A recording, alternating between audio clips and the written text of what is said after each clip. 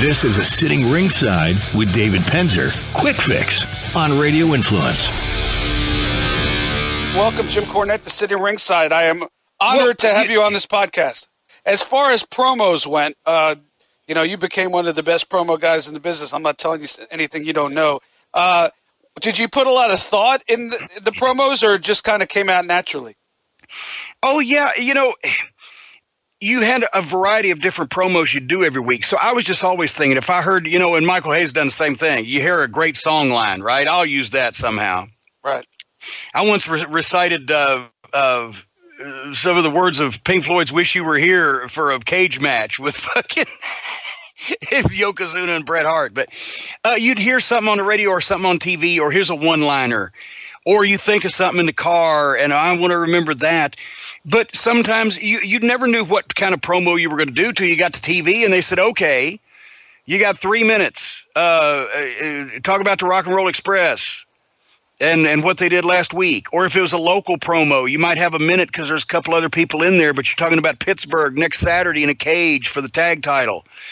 Or what? So you just had to have a bunch of shit you could call on. You couldn't write shit down, because in one day of taping the 2-hour Saturday TBS show and a Sunday 1-hour show, we'd do that every Saturday morning, you might have 3 interviews and 2 matches. Yeah, and the interviews were super long on that show. Yeah, and if you didn't have something to say, so I would always make sure I had something to say about somebody, no matter what the fuck. And I had some shit that I would think in my back of my head, I'll do this if it comes up. And then whether it's a local promo or whether it's a live interview or in the studio, or it's ringside on a syndicated show, or whatever the case may be, you've got it covered. And then obviously if you're doing something special, they're going to tell you. Was there a sense we of came up with our own shit then, and that's why everybody sounded different, because you came up with your own shit. Yeah, no, absolutely. Was there a sense of almost like top disc, because you got Rick and Arn and Tully and JJ, and then you got the Road Warriors, and you got the Rock and Roll. Was there only like a sense of like, all right, now, and then Dusty, one of the greatest promos of all time. Was there like a sense of, okay, that was good, now I got to go out and I got to top? Yes, absolutely. Every fucking Saturday morning, yes. And the guys would watch the people on the monitor they were working programs with, so they knew what was going on and what was said. And Dusty loved that.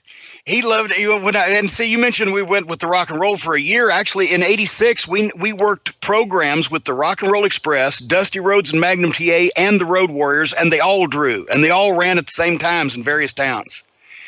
And then we continued it in '87 with most of the same guys, and then sprinkled, and the Garvins came in, and et cetera, et cetera. But Dusty, he got top guys over so they could go with different top guys, and they all had history where you could play off of something.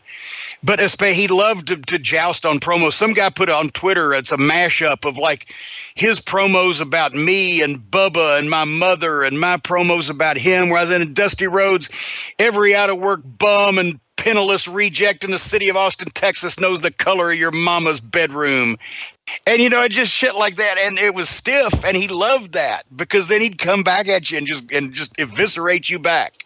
Sitting Ringside with David Penzer can be found on Apple Podcast, Stitcher, TuneIn Radio, Google Play, and RadioInfluence.com.